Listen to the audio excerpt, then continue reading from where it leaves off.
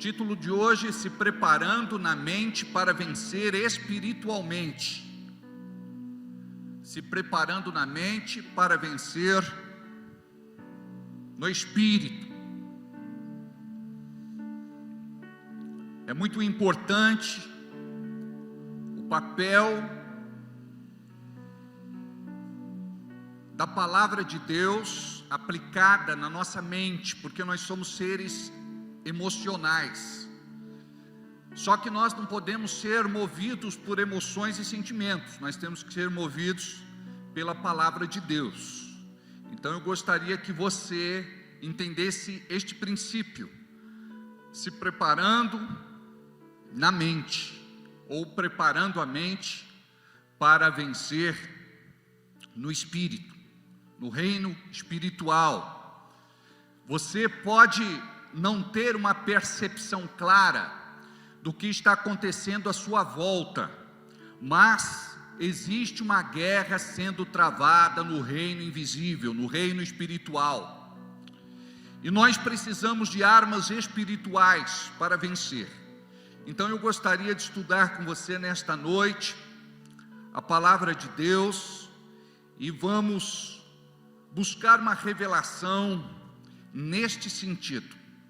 Diz aí, 2 Coríntios capítulo 10, versículos de 4 a 6. Porque as armas da nossa milícia não são carnais, mas sim poderosas em Deus, para a destruição das fortalezas, destruindo os conselhos e toda altivez que se levanta contra o conhecimento de Deus, e levando cativo todo o entendimento à obediência de Cristo, e estando prontos para vingar toda desobediência, quando for cumprida a vossa obediência. Pai querido, continua ministrando em nosso meio. Queremos desarmar a nossa mente, abrir o nosso coração para o mover poderoso da Tua palavra nesta noite. Toda a igreja diga comigo, amém. Assim seja e assim será. É muito importante entendermos o que Paulo coloca aqui na palavra. Ele ministra a igreja de Corinto, e ele fala daquilo que é muito familiar para ele, porque Paulo era militar, e como militar, ele conhecia bem as estratégias de guerra, para poder minar a resistência e vencer o inimigo. Ele transporta isso para o reino invisível, para o reino espiritual, e ele nos traz aqui uma revelação muito importante, mas que muitas vezes não percebemos, por conta de uma leitura rápida, algumas vezes só panorâmica. Passamos pela Bíblia, lemos e não compreendemos. Então Paulo, ele fala de uma guerra, e ele fala de armas. Então saber usar a arma certa é uma questão de estratégia para vencer. Vou repetir: saber usar a arma certa é uma questão de estratégia para vencer. Quando o crente está durante um tempo na igreja, parece que ele começa a patinar. Ao invés de ele se tornar um crente melhor, parece que ele se torna um crente meia boca. Parece que ele perde o foco. Ele deixa de ser fervoroso, de se dedicar à oração, ao jejum, começa a faltar aos cultos, não dizima e não oferta mais, não está envolvido ativamente nos projetos da igreja, nos programas da igreja. Ele não faz mais parte de um departamento ou ministério, ou seja, ele se torna apenas um frequentador na igreja. E nós fomos chamados para sermos crentes ativos e não passivos. Nós fomos chamados com um propósito espiritual, e a igreja precisa cumprir este propósito espiritual. Então nós não podemos estar aqui de enfeite, Nós não podemos vir à igreja simplesmente para pedir alguma coisa para nós, porque esta é uma visão medíocre, tacanha, desprezível, pequena. A visão de Deus é macro. Imagina só quando Jesus diz: ide por todo o mundo e pregai o evangelho a toda criatura. A visão não é micro, a visão é macro. A visão do Senhor é que o mundo seja alcançado pela igreja. Acontece que muitos são chamados, mas poucos são os escolhidos. Por quê? Muitos são chamados para a salvação, mas poucos são escolhidos para fazer parte ativamente deste exército, que se engaja neste exército. Nós estamos vendo, infelizmente, uma guerra lá na Ucrânia, e vemos civis, moradores comuns, cidadãos daquela terra, se engajando no exército, como voluntários, mesmo sem treinamento e sem experiência de guerra, para lutar contra o inimigo. Talvez você diga: isto é suicídio. Mas na falta de um exército forte, a guerra precisa de soldados corajosos, valentes, intrépidos, para poder lutar. O que acontece com o crente? Ele vai bem, depois ele desanima. Por quê? Ele não usa as estratégias certas e ele começa a perder as batalhas. Ele precisa compreender que está numa guerra espiritual e que precisa lutar. Como você está lutando? O que é que você está fazendo que não deve fazer e o que não deve, o que você não faz que deveria fazer? Porque esta questão da guerra espiritual, quando nós nos convertemos, entregamos a vida a Jesus, entendemos que ela existe. E nós não podemos nos ausentar dela. Precisamos lutar e vencer, porque maior é aquele que está em nós do que aquele que está no mundo, como disse a Michele na oração de abertura. O mais forte está do nosso lado. Não sei como essa guerra na Ucrânia vai terminar. Eu só sei que o meu coração está muito triste com esta guerra. Tenho orado muito e chorado pelos irmãos, tanto da Rússia como da Ucrânia. É uma estupidez a guerra. Não existe uma justificativa para algo tão absurdo. Mas eu vi uma matéria: Deus tem nos ajudado a lutar na guerra. Isso é coisa de quem tem fé em Deus, gente, porque não tem explicação. Um povo sem poder bélico, sem armamento, conseguir resistir e de certa forma tem se colocado contra uma grande potência que é a Rússia. Como que é o crente? O crente não tem resistido. Qualquer sopro derruba o crente. Qualquer coisa desestabiliza você.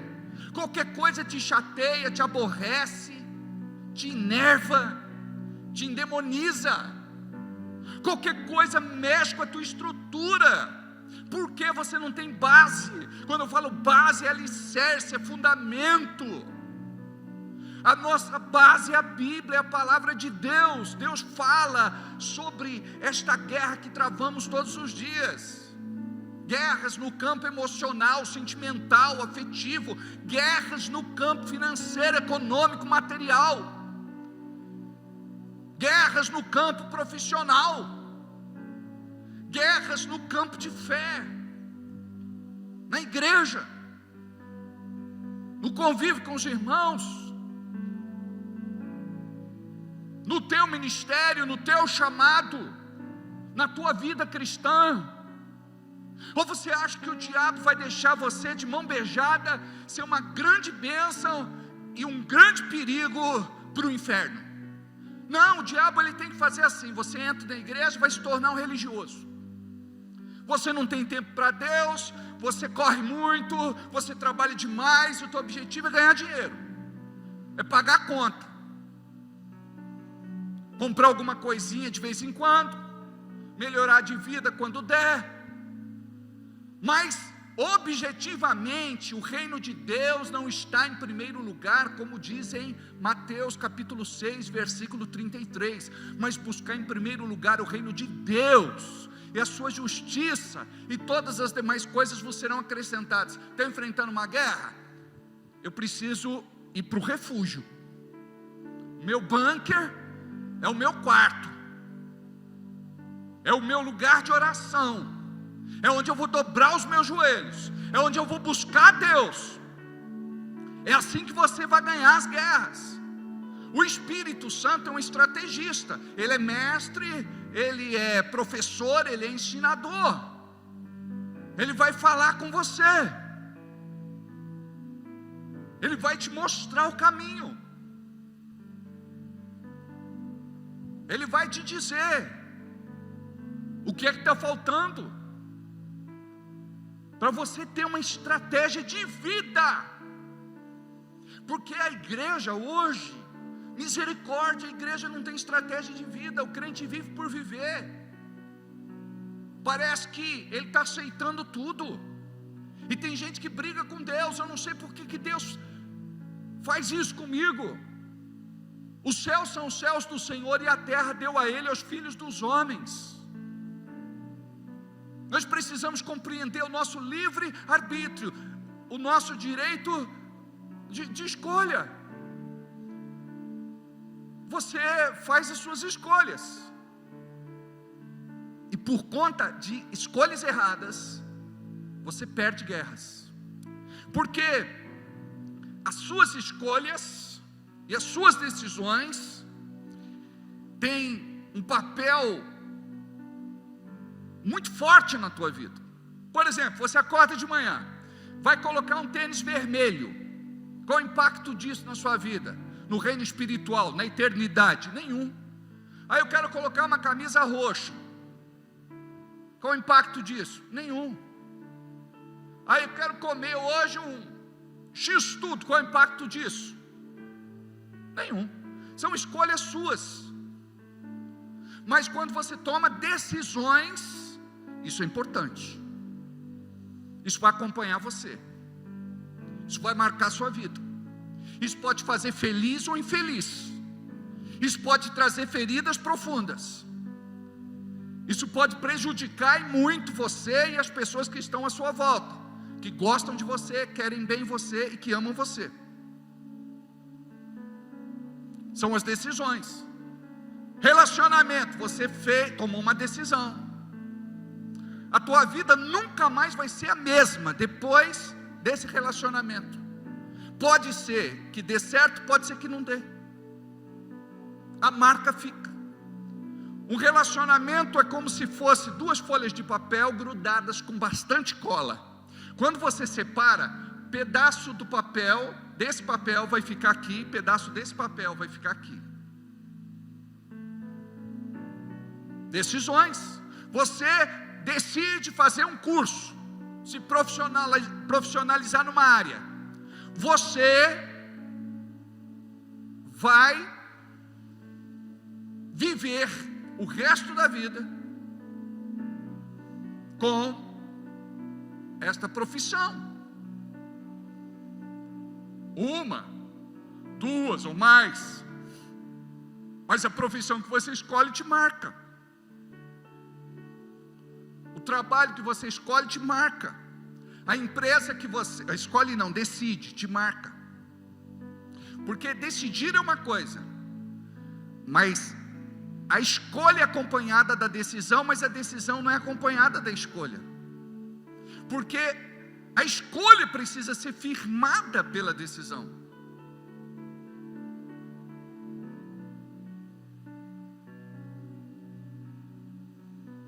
Agora, a questão de fé é uma escolha, acompanhada de uma decisão. E quando nós nos decidimos, nós fazemos um pacto com Deus, de viver para Ele por toda a vida. E o que a gente vê hoje, crente quebrando esse pacto, esse concerto, esta aliança, abre a boca, fala qualquer coisa, que não põe na balança, e depois, tanto faz como tanto fez. Você sabia que quando você empenha a tua palavra no reino espiritual, vou repetir, você sabia que quando você empenha a tua palavra no reino espiritual e quebra, isso tem uma consequência espiritual? Tem muito crente perdendo guerra por causa disso.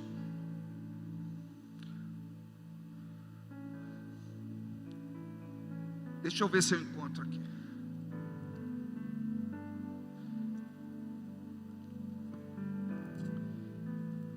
Estou pertinho.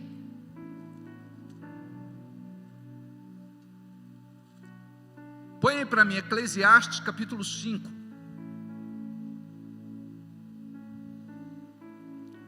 Versículo 5. Ou melhor, 4. Quando a Deus fizerdes algum voto, aqui é o crente falando com Deus. Quando você fizer um voto para Deus, quando você prometer uma coisa para Deus, não tarde em cumpri-lo, porque Deus não se agrada de tolos. O que votardes, paga-o. Continua. Melhor é que não votes, do que votardes e não cumprires. Obrigado. Então nós precisamos entender o peso que existe na palavra empenhada no reino espiritual. Você diz para Deus que está disposto a ser de Deus, mas daqui a pouco você vira as costas para Deus e comete traição, volta para o pecado, vive para o mundo. Qual o peso disso na vida de um crente? Quando nós sabemos o que deve ser feito, mas a gente não faz. Aí a gente diz, eu não consigo. Não é que você não consegue, você não se empenhou, você não levou a sério, você brincou com a palavra. Porque nós sabemos que o Senhor, Ele, pelo Espírito Santo, nos capacita a vencer os nossos pecados, as tentações, tudo aquilo que o diabo prepara para te jogar no chão. Ou você acha que você está nesse estado simplesmente por estar? É algo natural, é uma casualidade, é obra do acaso? Não, não é. Existe um propósito espiritual, e nós vamos estudar um pouquinho sobre isso agora. Quando você como crente está caminhando com Deus, mas chega uma hora que você fica patinando, a coisa não acontece, a coisa não melhora, a coisa não muda, aí você entra em crise. Mas por que isso acontece?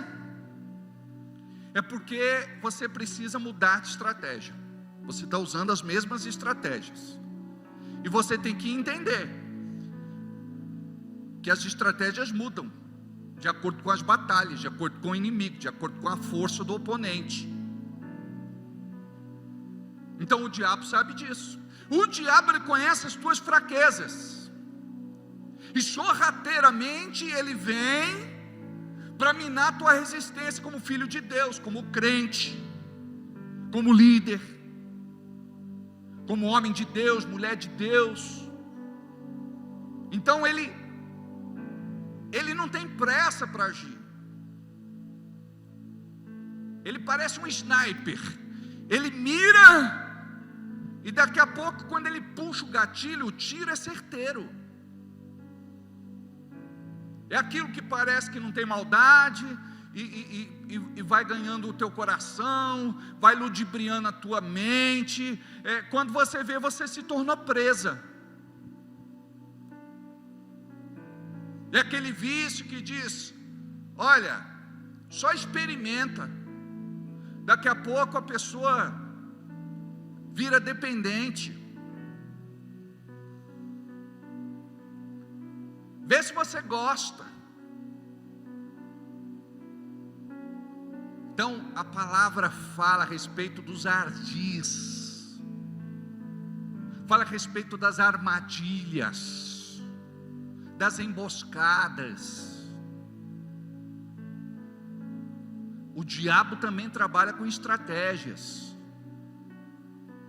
E é por isso que a igreja do nosso tempo vive mais triste do que feliz, mais derrotada do que vitoriosa, mais na crise financeira do que na prosperidade, mais na frieza espiritual do que na fé fervorosa. Por quê? Por conta das armas. Tem muito crente que já depôs as armas. A minha vida inteira foi muita tribulação, foi muita provação. E eu costumo dizer, crente tem que entrar na guerra e vencer. Quando você não vence, chega uma hora que você quer depor as armas, quer desistir, quer jogar a toalha. Às vezes perder é melhor do que ganhar. A gente aprende mais na derrota do que numa vitória. A duras penas eu tive que aprender essa lição. Mas Deus quer que você vença. Deus tinha dado uma promessa a Josué de que Israel venceria. Só que daqui a pouco ele começou a perder as guerras, as batalhas. Aí ele foi buscar Deus e disse: Deus, estamos perdendo. O Senhor disse que nós venceríamos. Era porque tinha um rebelde no meio deles, chamado, como era o nome dele? Acã. Alguém que não temia Deus, e que estava sendo um estorvo no meio do povo de Deus. Então nós aqui não podemos ser estorvo na vida de ninguém. Nós precisamos ser uma bênção. Nós precisamos estar acordados, despertos. Nós precisamos estar prontos para lutar as nossas guerras e também auxiliar os nossos irmãos quando eles enfrentarem algum tipo de ataque. O teu irmão não pode enfrentar guerra sozinho. Então eu vou te perguntar: você tem um caderno de oração, onde você marca o nome dos irmãos, das irmãs, e coloca lá numa coluna o pedido de oração dele, mas depois você vai marcar a data da bênção, a data do cumprimento, a data da vitória. Você tem que orar pelos seus irmãos todos os dias, interceder por eles todos os dias, pelas pessoas que você gosta, quer bem e ama. Não dá para a gente estar no meio de uma guerra como espectador, porque essa guerra vai trucidar você. E muitos podem até perder a salvação por causa disso, se é que foram salvos algum dia. Armas carnais, vamos falar de armas carnais que podem destruir você. Raiva. Ah, pastor, eu sinto muita raiva. Não pode pisar no meu calo que eu tenho raiva. Aquela pessoa que explode por qualquer coisa. Pastor, não explodo por qualquer coisa. Na verdade, pastor, eu sou assim, faz parte da minha natureza. Agora a tua natureza é divina, não é mais terrena. Ah, eu pareço com meu pai, eu pareço com a minha mãe. Eles sempre foram assim, desaforados. Bateu, levou. E eu sou assim. Pastor, não sei o que acontece, eu tenho ira repentina. Está tudo bem agora, mas daqui a pouco parece que entra um espírito, e eu revolto. Aí eu xingo, eu quebro tudo, eu falo palavrão, eu praguejo, eu amaldiçoo. Ressentimento, tem gente que guarda. Pessoa é melindrosa, hipersensível, sensível, qualquer coisinha fere. Se ele pretende vencer grandes guerras, não pode ser assim. Porque um soldado não pode dizer: não quero lutar mais porque olharam torto para mim. Não posso, não quero mais lutar porque me criticaram. Ué, te criticaram, procura ser melhor. Eu recebo crítica direto. Não sou o melhor pastor do mundo. Eu estou procurando aprender cada vez mais, me aperfeiçoar, crescer, amadurecer. Olhou torto, acabou. Pisou no calo, acabou. Ah, o irmão vai falar que alguém falou de você. Pronto, acabou o dia, acabou a amizade, acabou o relacionamento, acabou tudo. Para.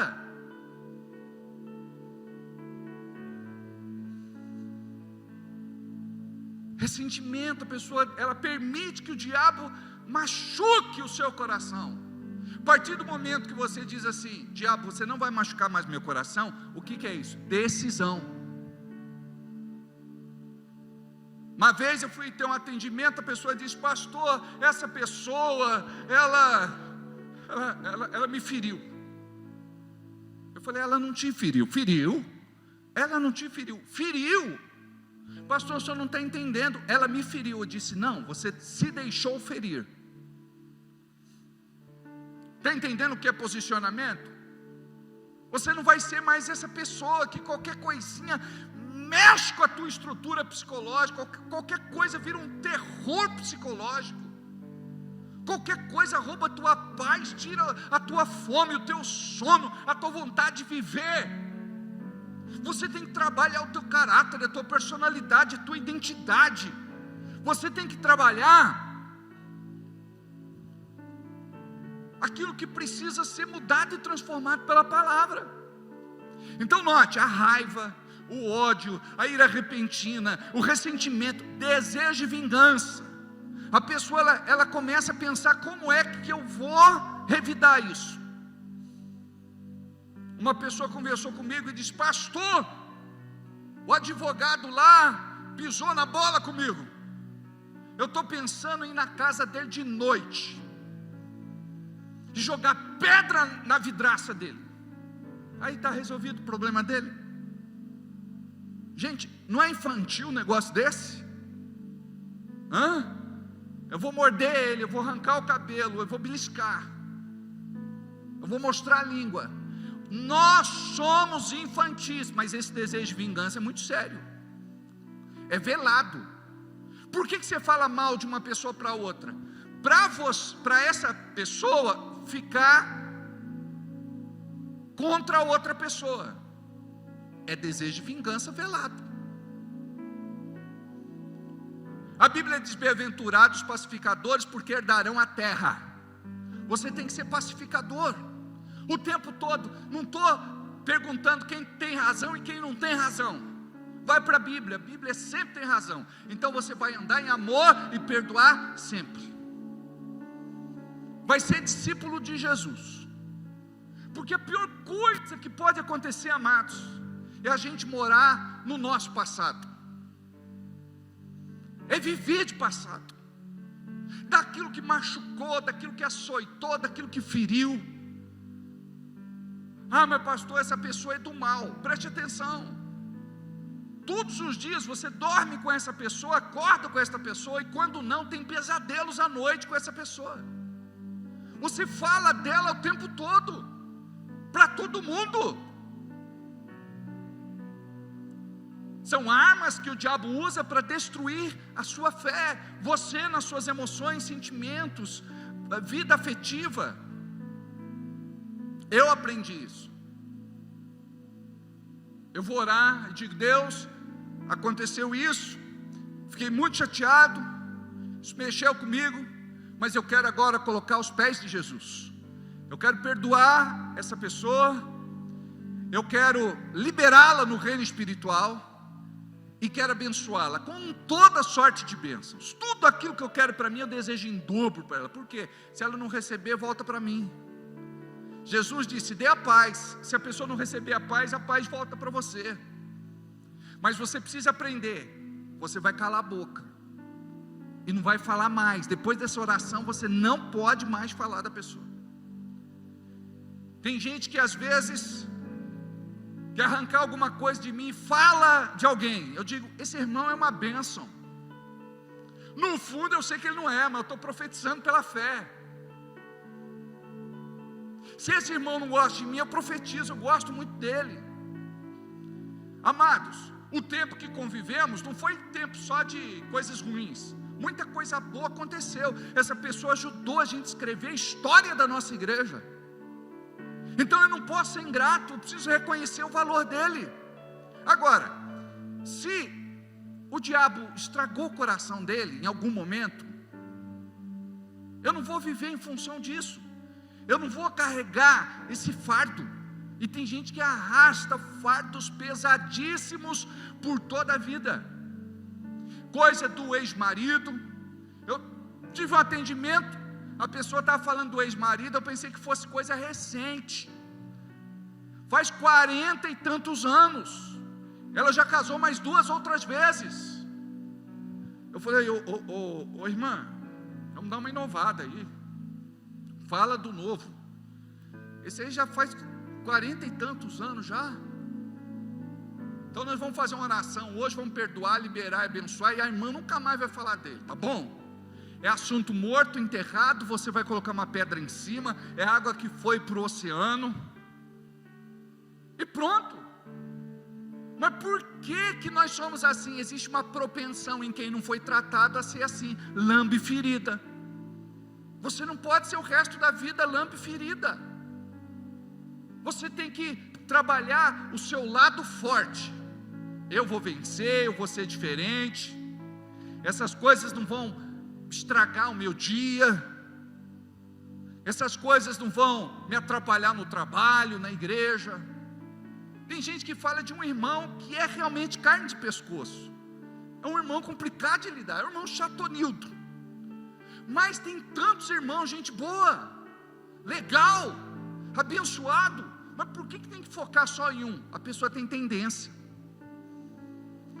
E tem a mania de perseguição. Toda igreja que vai fala, olha, toda igreja que eu vou, as pessoas me perseguem. Irmã, acaba com isso, quebra isso na tua vida em nome de Jesus. Aí eu fui ver, o problema não era que as pessoas perseguiam a irmã perseguia todo mundo. Os queixumes dela era contra todo mundo, até contra Deus ela tinha queixa. Eu falei, irmã, se você vier para esta igreja, não vai demorar muito tempo, você vai ter alguma queixa contra mim. Você precisa se restaurar. Você precisa se curar.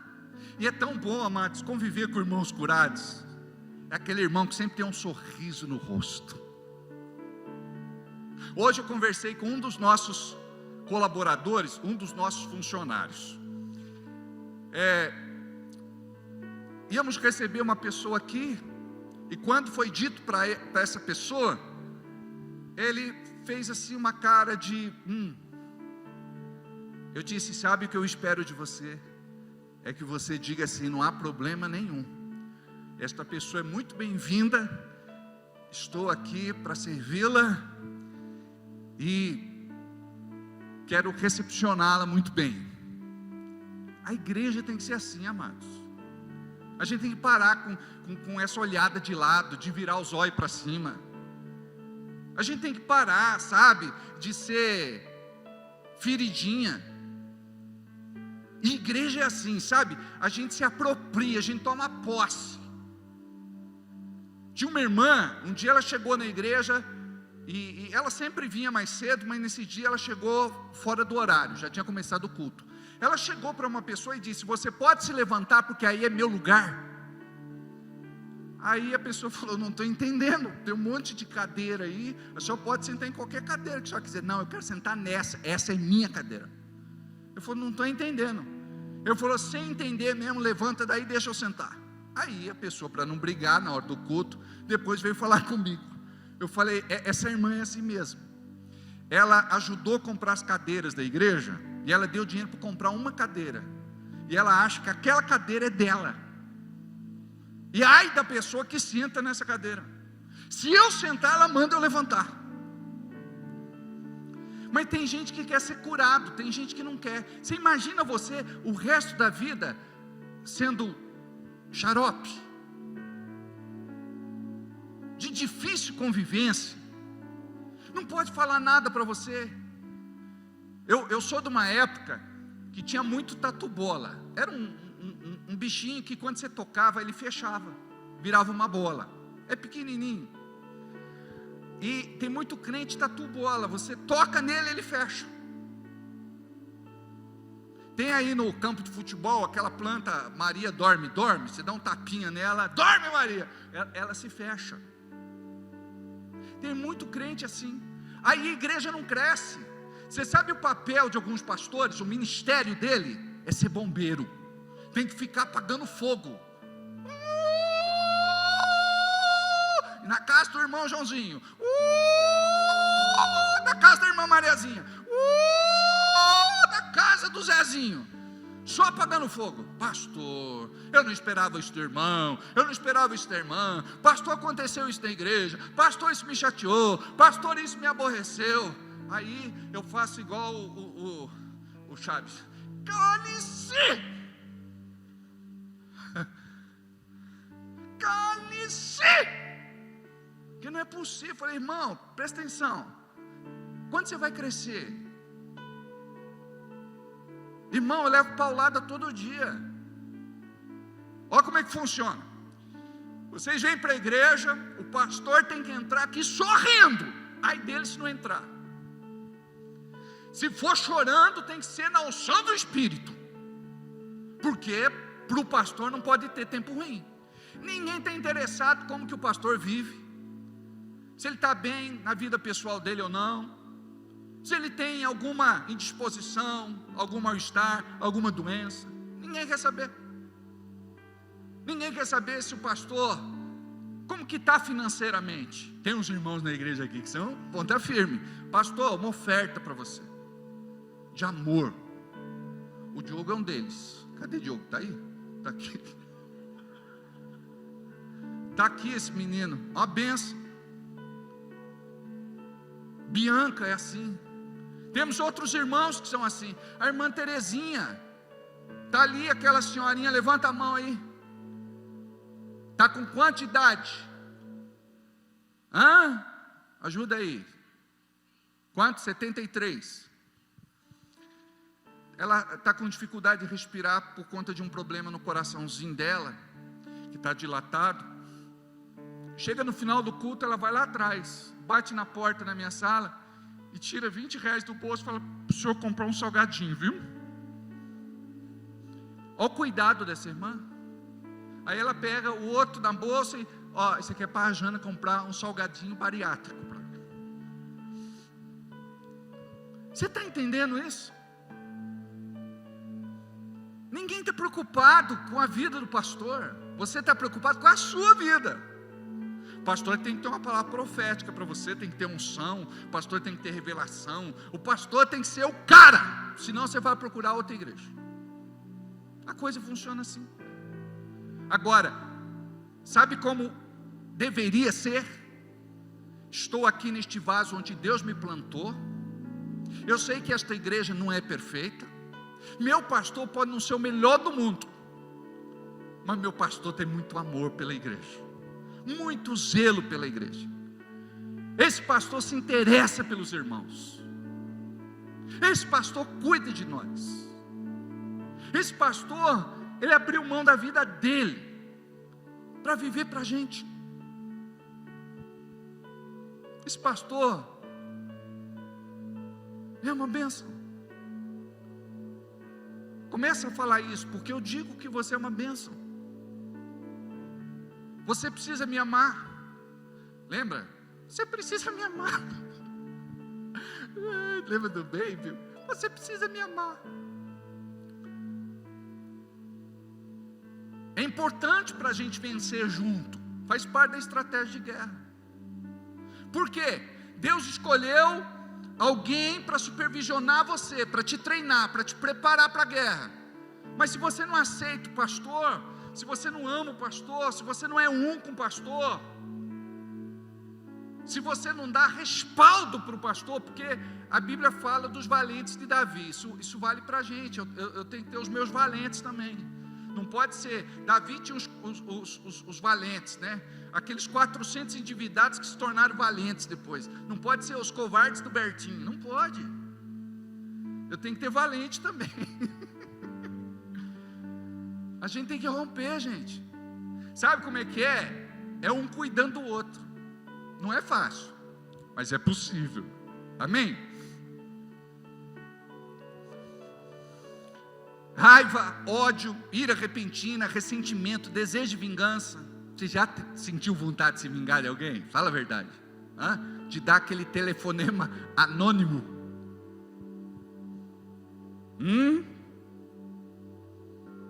Pois é. Xingar. Pastor, não tirei isso da minha vida ainda. Eu sou um crente que quando eu oro é línguas obscenas. Eu xingo mesmo. E eu sei xingar, pastor. Eu tinha uma vizinha. Essa vizinha era professora. Ela era excepcional. Um dia ela estava brigando. Eu subi no muro para bater palma para ela. E bati palma para ela. Aí ela olhou e falou: o que é isso? Eu falei: você é demais. Você está xingando aqui. Eu estou precisando de um dicionário para entender o que você... pulha, boçal, escroto. Essas são coisas feias. Eu sei que pode ofender alguns aí. Eu sei que alguns nem sabem, também vai procurar no dicionário depois. Eu tive que procurar. Eu falei: você está de parabéns. Que classe você tem para xingar? Eu vou começar a ser chique para xingar também. Nunca mais eu vi essa mulher brigando. Eu acho que ela falou: se eu brigar aqui, esse louco vai subir aqui no muro e vai bater palma de novo. E eu falei para ela: eu vou comprar entrada, porque isso aqui eu nunca vi na vida. A pessoa vai xingar, são palavras de baixo calão. E aí? Gritos. A Bíblia diz em Efésios que devemos tirar do nosso meio toda gritaria. Conseguiu tirar já? São armas do diabo que derrota a gente. Como que você vai pregar para o vizinho do lado? Parede meia. Ele ouve você xingando toda vez, brigando, falando palavrão. Como que você vai pregar Jesus para ele? Só graça. Aí eles dizem: é crente. Final de semana, veste a fantasia de crente e vai para a igreja. Chega aqui, aleluia, a paz do Senhor, glória a Deus, aleluia. Mas é só casca, é só aparência, não tem essência. Sabe? A gente tem que ser crente a ponto do vizinho precisar de nós e falar: ali tem um crente, vamos buscar ele que ele vai orar por nós agora.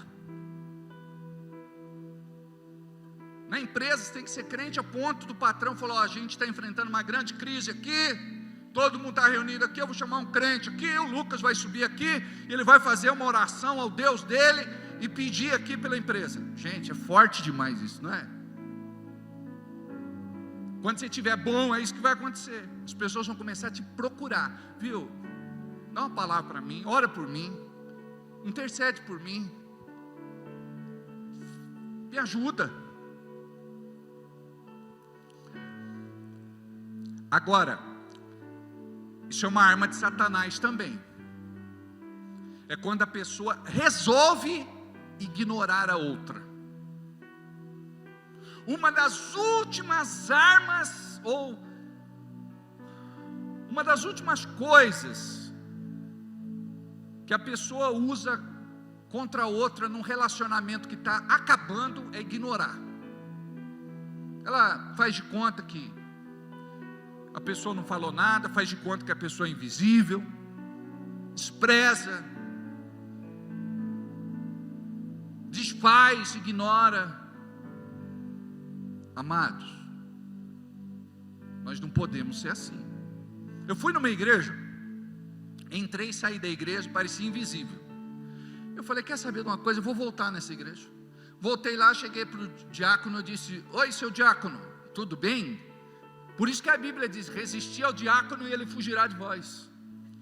Aí cheguei para o diácono e disse assim: olha, eu entrei e saí da igreja, Eu sou pastor, mas podia ter sido uma pessoa muito necessitada. Vocês não podem deixar isso acontecer. Tem que parar a pessoa. Como é que é teu nome, de onde você veio, no que eu posso te ajudar, posso fazer uma oração? Não importa se a pessoa sai no meio do culto, a gente tem que ter essa expertise, esta sensibilidade. Guardar silêncio, cruzar os braços, posição de defesa, olhar ao alto.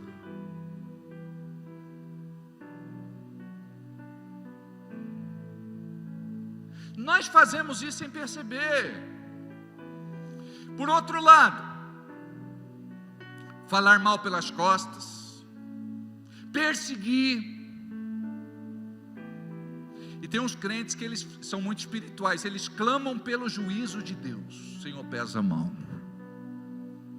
Oh, rebalabachuricadas, pesa, Senhor, a mão. Sabe como é que tem que ser a nossa oração? Senhor, perdoa, ele não sabe o que faz. Não imputes no teu juízo, Senhor, no teu julgamento, nada contra essa pessoa, o que ela está fazendo contra mim. Esse tem que ser o seu coração. Mas é Deus quem vai tratar com essa pessoa. Então estas armas, como eu te falei, muitas outras que talvez você tenha, malícia. Por exemplo, a gente não pode ver malícia em tudo. Vê malícia no irmão, vê malícia na irmã. Uma vez entrou uma moça na igreja e ela estava com a roupa apertada. Aí já se reuniram as carolas. Aí um grupinho de 3 no fundo. Pombagira. Olha o jeito que vem para a igreja. Vem perturbar o arraial. Vem seduzir os nossos homens. A Bíblia diz: vinde como estáis. A pessoa, ela veio como ela é. Qual o papel da igreja? Não é ser hipócrita, é amar. Se entrar alguém pelado hoje aqui, você tem que amar. Não olha para a nudez da pessoa, olha para outra coisa. Mas nós não. Em vez de você dizer, graças a Deus o Senhor trouxe a pessoa para a igreja, agora ela não fica por conta desses mardelazentos. Abre a boca e fica uma bobagem. Para! Os antigos que falam isso. Na verdade é assim, ó, é mal de Lázaro. Aí eles emendaram tudo, ficou Mardelazo. Aí daí saiu Mardelazento. Não tem nada a ver, né? Então você consegue imaginar isso? A gente amar as pessoas. Se chegar hoje aqui um morador de rua, fedendo e sentado do teu lado, sabe o que você faz? Você sai de perto dele fazendo cara feia. Está amarrado. Amado, às vezes ele está mais cheiroso do que nós. Espiritualmente nós estamos mais fedidos do que ele, porque isso desagrada muito a Deus. E outra coisa, às vezes é Jesus, viu? Uma vez eu li na Bíblia, né? Tive fome e não me deste comer, tive sede, não me deste de beber, tive frio, não me deste de vestir. Aí eu estava orando, estava empolgado na minha oração, morava perto do cemitério, a janela da minha sala tinha aquela janelinha. Aí bateu lá um morador de rua e pediu alguma coisa para comer. Eu falei, agora não, eu não tenho, outro dia. Aí fechei a janela. Aí veio, tive fome, não me deste de comer, tive sede, não me deste de beber, tive frio, não me deste de vestir. Eu saí correndo atrás dele, Jesus, para aí, para Jesus, vem cá, vou te dar de comer aqui. Sabe por quê? É essa oração que agrada a Deus, amados. É quando nós fazemos as coisas pelos irmãos, estendemos a mão, abençoamos. E nós não somos assim. Aí você tem que se colocar no lugar desse morador de rua. Eu falei, se fosse eu, Eu preciso me enxergar ali. Imagina eu, sem casa, sem chuveiro para tomar banho, sem lugar para comer, sem roupa para trocar todo dia, sem um calçado bom para vestir.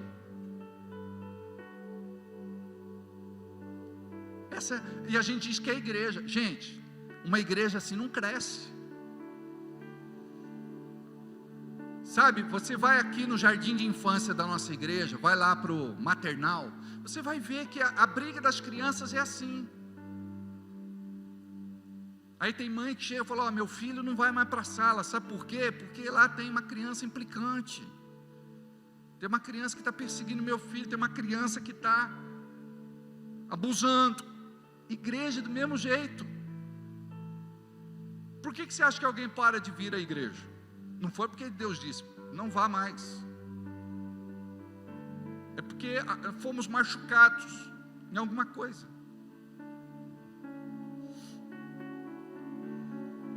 Então estas armas são armas do diabo. Então a malícia é muito sério. O crente não pode ter malícia. Sabe? Os nossos olhos devem ser santos. Nós precisamos ser santos. Mesmo que você esteja vendo algo ruim, pecaminoso, ruim, sabe? Tenha um coração bom. É o que Jesus falou, dos olhos bons.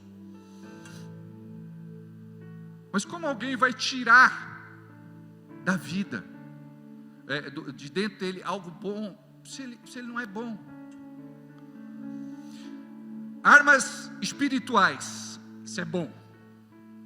Vamos falar das armas de Deus, poderosas. Oração faz a nossa alma ajoelhar. Quando oramos, ordens são dadas do céu para milagres acontecerem na terra. O maior milagre de Deus não é o que pode acontecer à sua volta, mas é o que pode acontecer dentro de você. O jejum faz a carne se sujeitar. A palavra nos fortalece em Deus. Nossa realidade é substituída pela verdade de Deus. Jeremias 29:11 diz assim: porque eu bem sei os pensamentos que tenho a vosso respeito, diz o Senhor, pensamentos de paz e não de mal, para vos dar o fim que esperais. Olha a verdade de Deus aí. Isaías 55:8, porque os meus pensamentos não são os vossos pensamentos, nem os vossos caminhos, os meus caminhos, diz o Senhor. Olha Filipenses capítulo 4, versículo 7, quando você troca as armas, olha o que acontece: e a paz de Deus, que excede todo entendimento, guardará os vossos corações e os vossos pensamentos em Cristo Jesus. As armas de Deus são poderosas para destruir fortalezas. Que fortalezas são estas?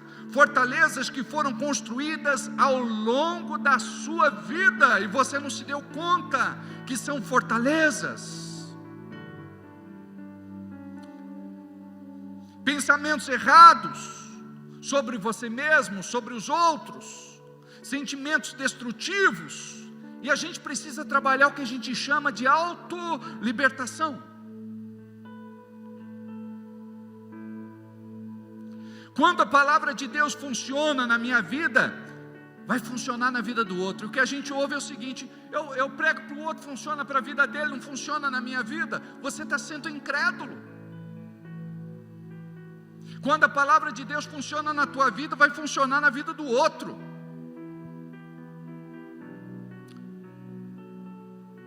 Preciso ser liberto para ministrar libertação. Preciso ser curado para ministrar cura. Preciso viver debaixo da unção para ministrar esta unção.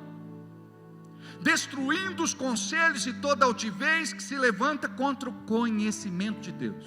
Então tudo isso que eu falei são armas que o diabo usa e que se levanta contra o conhecimento de Deus, porque vai na contramão.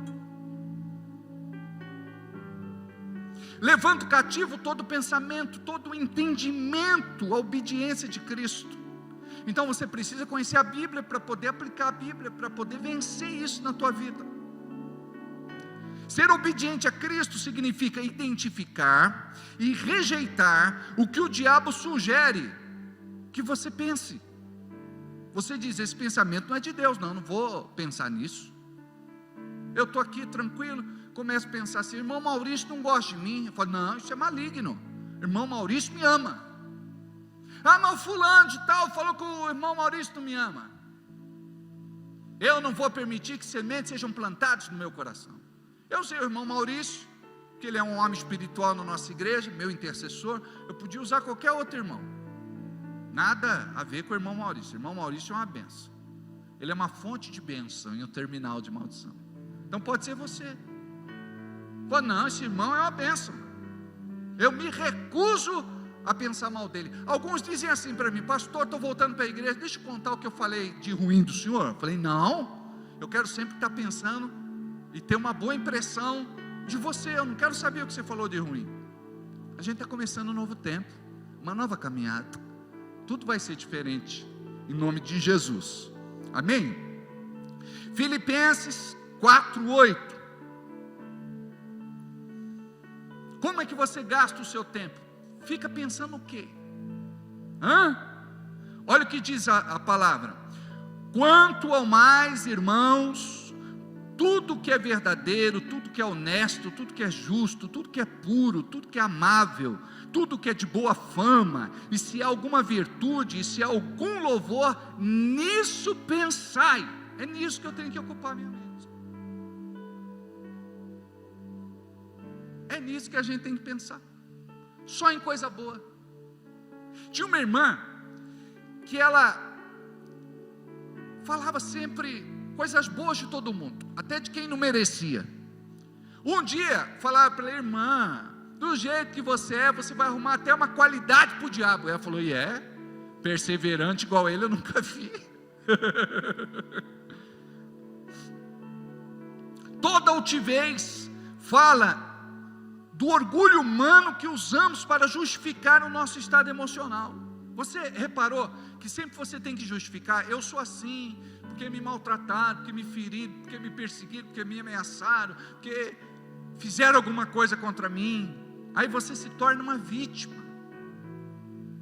Você não pode ser vítima capaz, você tem que romper isso.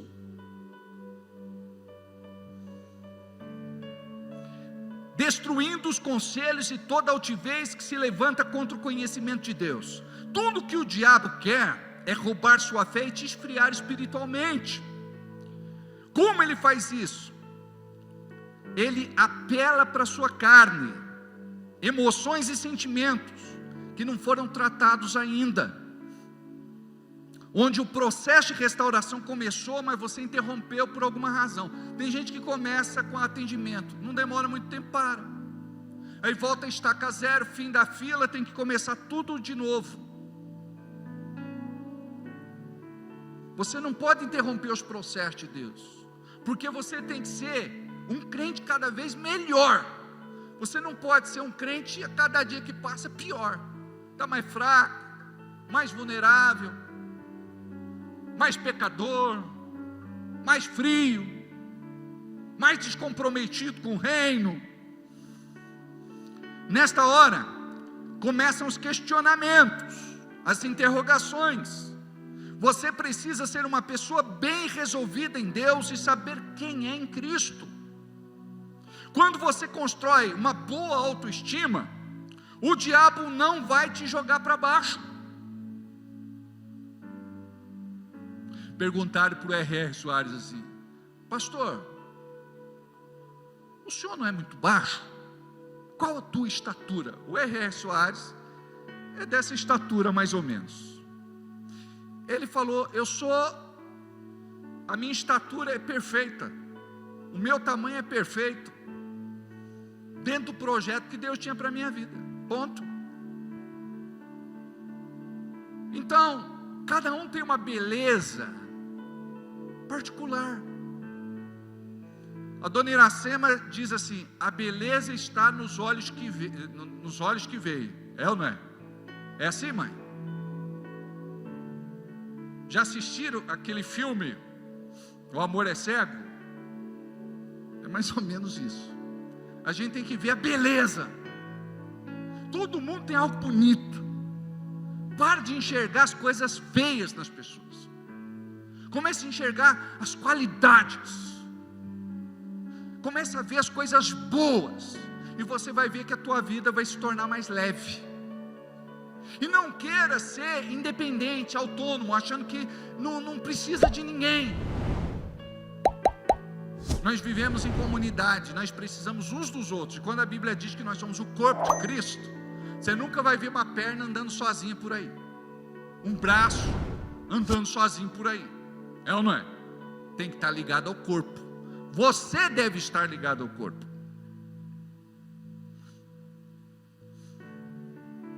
Não importa o que a pessoa faça, ou o que o diabo faz,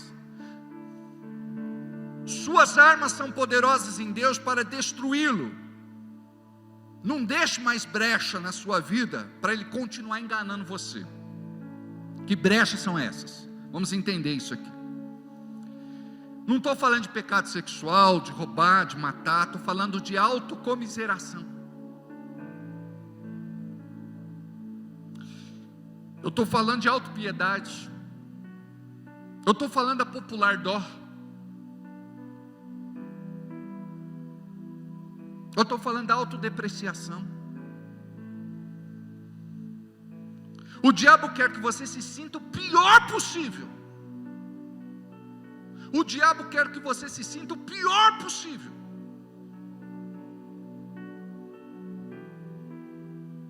E você não pode dar essa brecha.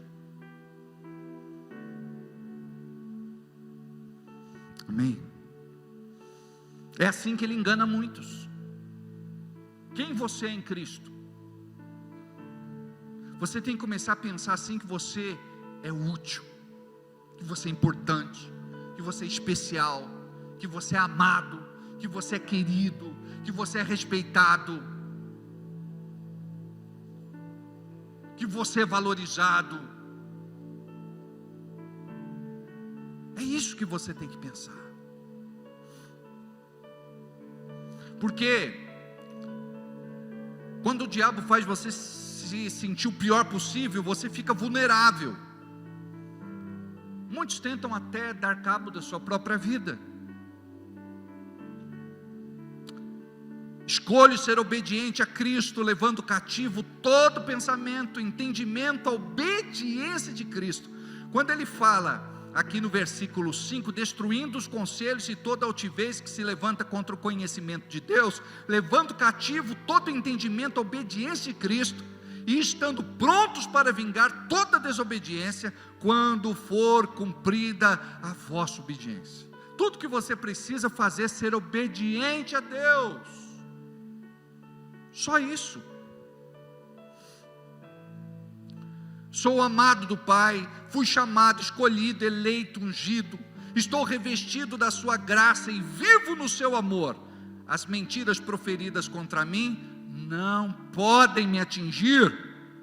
Você vai dizer: sou a alegria de quem me ama, a tristeza de quem me odeia e a ocupação de quem me inveja. Você vai viver na prática e não na teoria. Crítica não me derruba e elogio não me exalta. Porque não temos que lutar contra a carne e o sangue, mas sim contra principados, potestades, contra príncipes das trevas deste século, contra hostes espirituais da maldade nos lugares celestiais, como está lá em Efésios capítulo 6, versículo 12. Muito me preocupa como pastor quando você deixa de lutar contra o diabo e passa a lutar contra pessoas, lutar contra o seu irmão na fé, e lutar contra o corpo. Lutar contra o corpo de Cristo é lutar contra o próprio Cristo. Como diz lá em Atos dos Apóstolos, capítulo 9, versículo 4: e caindo em terra, ouviu uma voz que dizia: Saulo, Saulo, por que tu me persegues? Saulo perseguia a igreja, logo perseguia o próprio Cristo. E eu gostaria de falar de 3 coisas importantes aqui, estamos quase no fim. Falta comunhão com Deus, ou seja, tempo a sós com Ele, oração. Falta discernimento espiritual, um dom em operação na vida do crente. E falta de conhecimento espiritual, ou seja, revelação da palavra de Deus. Não é aquela informação que você recebeu e guardou na mente, é aquela que você ouviu e desceu ao seu coração. Quando a palavra fica armazenada só na mente, não realiza o propósito pleno de Deus na sua vida. Quando a palavra é agasalhada no seu coração, a boa obra vai ser completada. A palavra registrada na memória é conhecimento bíblico, no coração é revelação. Desnuda o desconhecido, ilumina as trevas, sustenta os seus passos. Quem seguia apenas pela teologia, na sua grande maioria, anda como religiosos da lei, que Jesus combateu no seu tempo. Não estou dizendo que a teologia não é importante, mas eu estou dizendo que Jesus nos ensinou que a letra mata, mas o Espírito vivifica. Você precisa da letra, mas a letra revelada pelo Espírito Santo de Deus. É disso que as pessoas precisam. Jesus não viveu segundo os seus achos e suas experiências, marcantes, boas, ruins. Nunca coloque as suas experiências acima da palavra. A tendência humana é de colocar estas experiências acima da palavra de Deus. Quando eu faço isso, quando você permite que pensamentos e sentimentos te dominem, cuidado. O mais importante não são os pensamentos que nós temos, mas o que nós fazemos com os nossos pensamentos. O mais importante não são os sentimentos que nós temos, mas o que fazemos com os nossos sentimentos. E eu costumo falar a respeito de uma ilustração do passarinho. Um passarinho pode vir e pousar na minha cabeça. Pode acontecer ou não pode? Agora, ele não pode fazer ninho na minha cabeça, aí já é demais. E tem gente que permite que o diabo faça ninho na sua cabeça. Se você tem revelação da palavra de Deus, vai subjugar a sua carne à palavra. Se você tem a revelação, você deve guardar. Se você não tem, você deve buscar. Quando Jesus foi perseguido, injustiçado, ameaçado: afasta de mim este cálice, mas que não se faça a minha vontade, mas a tua vontade. Andar como Jesus andou implica em beber este cálice em algum momento da nossa vida. Não vou dizer para você que tudo vai ser flores. Tem dia que a coisa vai estar bem, tem dia que a coisa vai estar legal, mas tem dia que lá na sua casa não vai estar, na escola não vai estar, na faculdade não vai estar, no curso não vai estar, na academia não vai estar, com os amigos não vai estar, na igreja não vai estar. Tem dia que as coisas estão bem, mas tem dia que não estão. Mas é aí que nós precisamos do nosso Deus nos fortalecendo. Amém? Bem-aventurado, Mateus 5,11: bem-aventurados sois vós, porque vos injuriam e perseguem, e mentindo dizem todo mal contra vós por minha causa. Bem-aventurados sois vós, quando vos injuriarem e perseguirem, e mentindo disserem todo mal contra vós por minha causa. Eu sou abençoado, olha só, bem-aventurado, eu sou feliz.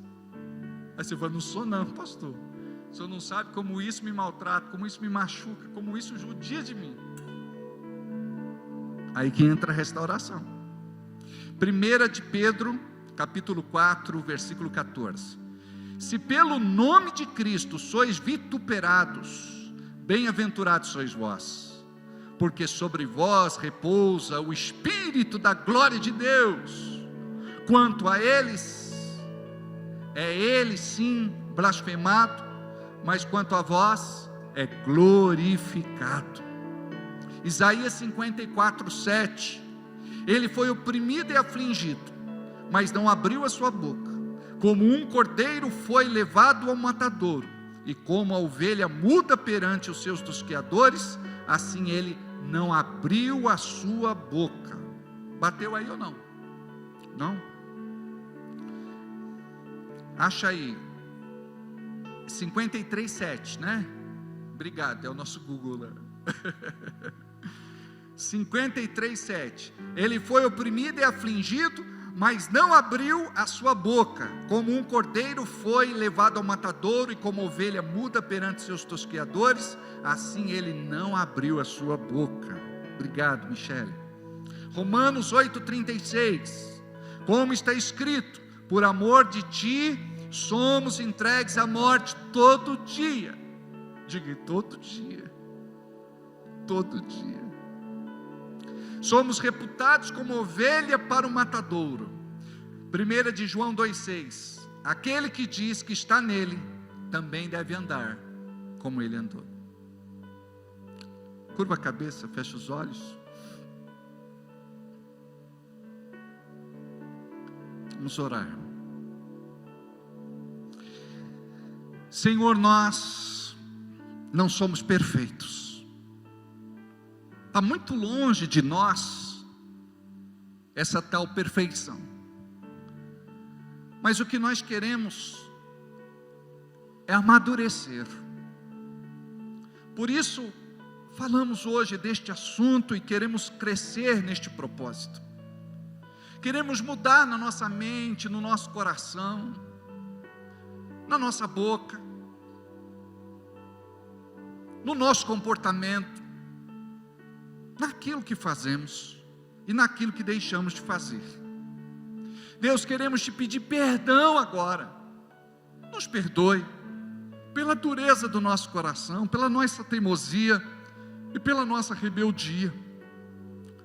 Aprendemos aqui sobre a desobediência e queremos a partir de hoje viver debaixo da bênção da obediência, porque a obediência gera bênção.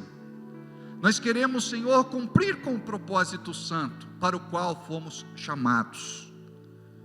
O Senhor tem cuidado de nós e sabemos que o teu propósito há de se cumprir em mais dias ou menos dias, em nome de Jesus. Agora eu quero que você ore comigo, abra sua boca e diga assim: Senhor, eu quero colocar diante de ti toda vulnerabilidade, ou toda parte vulnerável da minha alma, do meu coração, aquilo, Senhor, que me atrapalha na vida, que me prejudica, seja nas minhas relações, em casa, familiares, profissionais, na igreja, em qualquer lugar. Eu quero dizer que eu quero ser diferente, eu quero mudar. Eu preciso da tua bênção. Me ajuda, me revela o teu propósito, para que eu possa andar na tua verdade. Eu sozinho não consigo. Que o Senhor possa tornar esta revelação fresca dentro do meu coração, do meu espírito, para que eu saia daqui pensando naquilo que eu preciso pensar, para ser melhor para as pessoas, para eu ser uma bênção na vida delas, para eu vencer tudo aquilo que durante muito tempo me maltratou, chateou, aborreceu, feriu, magoou. Eu quero colocar diante de ti todas as feridas abertas e pedir: Espírito Santo, me cure, me faça uma pessoa forte, abençoada. Eu quero estar engajado nesta guerra para vencer. Quero ter muitas conquistas e quero que o teu nome seja glorificado, hoje e todo sempre, em nome de Jesus. Amém?